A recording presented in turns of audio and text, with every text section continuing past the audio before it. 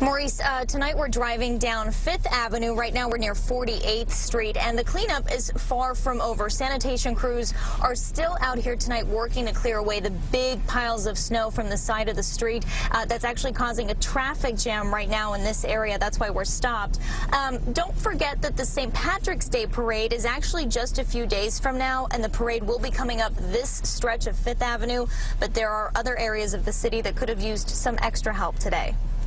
What kind of baloney is this? Lenny Basta and his wife Susan not pleased with their visit to Manhattan from Brooklyn this afternoon. The intersection of 7th Avenue and 51st Street, a slippery mess to traverse on all sides. The Department of Sanitation, they got the machines doing the streets, but they don't do the sidewalk with shovels like the old days. What's going on? Why? There was way too much snow on the corners to get across. I should have had better boots on. These ladies crossing that same intersection could have used boots to begin with. High heels may not have been the right choice in that slushy mess.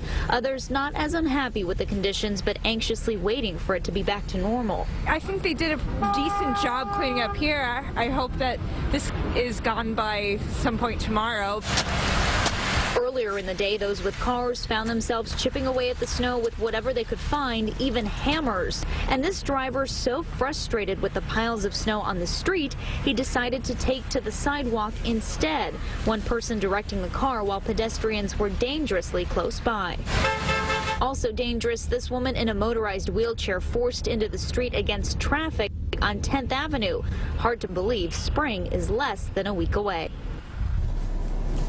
And back out here live in Mobile, too. Again, you can see a huge pile of snow still here on 5th Avenue. Again, crews are working tonight to get that cleared up.